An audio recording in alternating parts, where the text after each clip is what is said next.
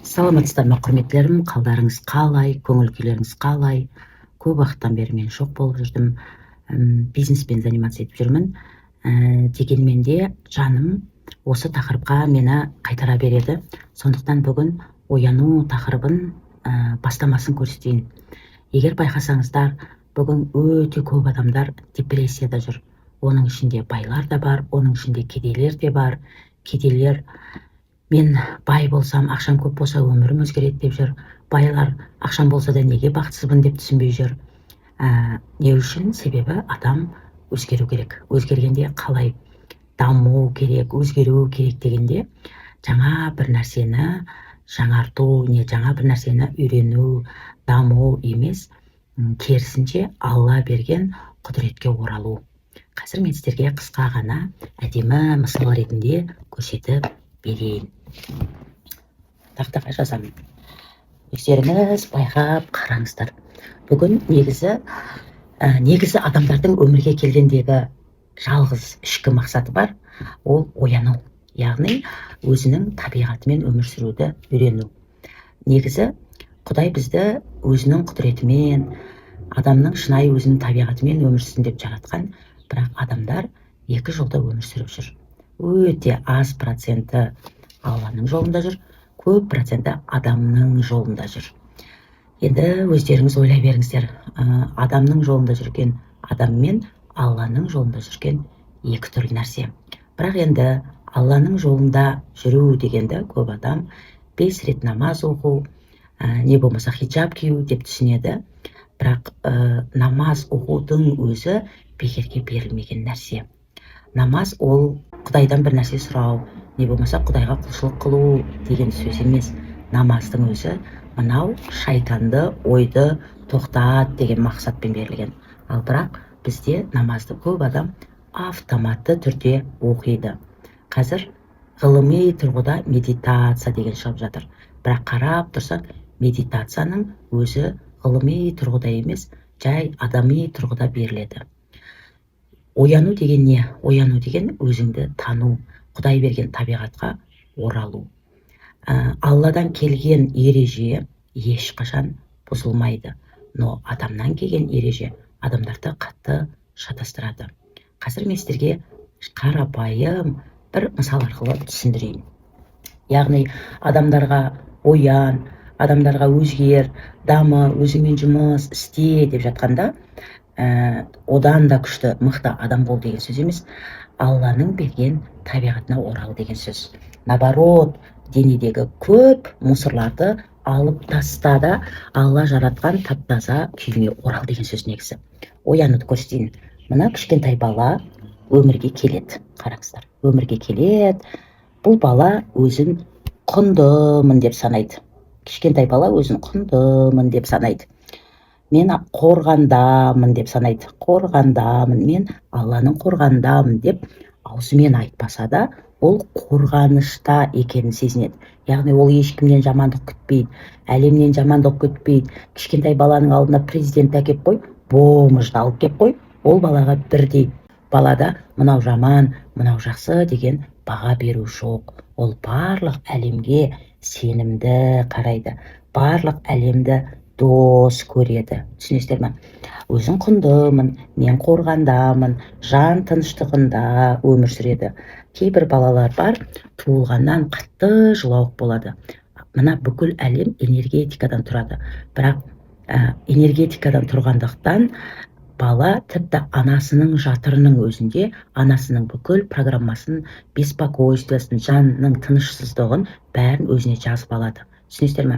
Сондай жылауық балдар анасының программасымен уже туылады. Жатырында жатқанда жазып алады. Сол үшін айтады, ең басты мақсат, ең басты адам үйдегі ол әйел адам. Әйелдің жаны тыныш болса, әлемнің жаны тыныш болады деген сөз. Сол үшін, ал бізде керісінше әйелге барлық жауапкершілікті артып тастаған дейін десем, тағы да өтірік айтқан болам, артып алғанбыз, әйелдердің өзі артып алған. Бұл енді анау балалық шақтағы тәрбиеден, қоғамның тәрбиесіне байланысты. Енді қараңыздар, бала туылғанда құндымын деп туылады. Оның түрі қандай болса да, ол менің түрім жаман екен деп ойламайды. Қорғандамын дейді. Ол ешқандай әлемнен жамандық күтпейді. Ол өзіне сенімді, еш нәрседен қорықпайды. Барлық әлем, барлық адам маған дос деп қабылдайды. Жан тыныштығында өмір сүреді. Бізге шын мәнінде осы Алла жаратқан табиғатымызға оралу керек. Кейбіреулер айтып жатады, әй бала болмашы деп. Шын мәнінде бала болу керек. Себебі именно осы жерде біз Құдайдың жаратқан, Құдайдың берген құдіретін қауіпсіздікте дейін, қауіпсіздікте өмір сүріп жатырмын деп ойлайды. Құдайдың берген осындай табиғатын қай уақытта қалай жоғалтып алдық. Өсе келе адамға бала өмірге келгенде, ал бала өмірді әкесі, шешесі арқылы қабылдайды. Мына Алла берген нәрсенің барлығын бала уже ата-анадан іздей бастайды. Олардың көзі ашқандағы көрген адамы ата-ана. Содан бала өмірден неше түрлі травма біліп-білмей ала бастайды. Сол үшін айтады, бала шағанды тәрбиелеген келсе, күйеуі әйелін, әйелі күйеуін қатты сүю керек, бірін-бірін қатты құрметтеу керек. Баланы тәрбиелеудің керегі жоқ дейді. Бала әке-шешеге қарап өмір сүреді дейді. Өздеріңіз білесіздер, секрет емес, көп семья бүгін ұрыс, жанжал, қырылыс, разборкада, ұрыс керісте өмір сүреді. Бұның барлығы балаға беріледі. Енді қараңыздар, бала өсе кеп неше түрлі программаларды жаза бастайды. Яғни мынау Құдай берген программа, әрбір адамның Құдай берген, Құдай солай жаратқан программасы мынау. Ал одан кейін адамның программасы пайда болады. Сен құнсызсың. Яғни құнды болу үшін бір нәрсе істеуің керек. Құнды болу үшін ата-анаңа ұнауың керек. Яғни бала-шаға ата-анасын ең басты адам деп қабылдайды да. Ата-анасына ұнау үшін әртүрлі іс-әрекетке барады. Яғни ұнау үшін үй жинайды. Өкінішке орай ата-аналардың 100% қазір шартпен ғана сүйеді бала-шағасын. Оған ата-ана да кінәлі емес, потому что барлық адам қазір адасып жүр.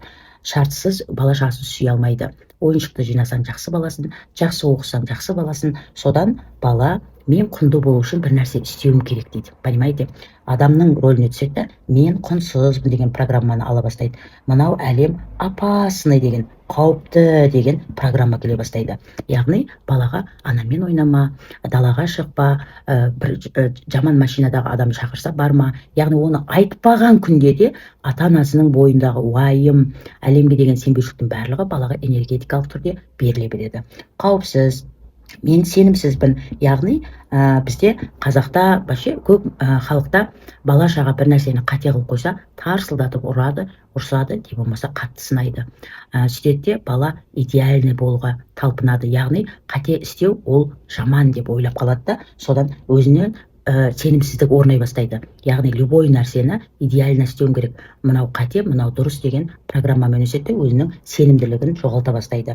Мынау әлем опасный дейді, қауіпті. Яғни анау жақсы, анау жаман, ананы үйтпе, бұл дұрыс емес, мынауын бүйтпе, мынау дұрыс емес, мынаны істеме деп осылай әлемді қауіпті қылып, адам все время әлемнен сақтанып жүру керек, қорғанып жүру керек сияқты сезімге алып келеді баланы. Яғни қараңыздар да, біреуді өлтіреді. Мысалы, дін бар да, адамдарды тәрбиелеп жатқан, не болмаса заңдар бар, адамдарға қандай тыйым салынған, соған қарамастан адамды өлтіріп жатыр да, былай қарасаңыздар да.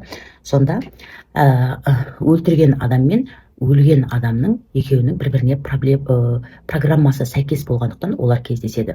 Өлген адам мынау әлем қауіпті деген болса, өлтірген адам мен лайықты емеспін. Яғни адамда екі программа болады. Өзін-өзін өсіру, не болмаса өзін-өзін жою, яғни өшіру деген сияқты.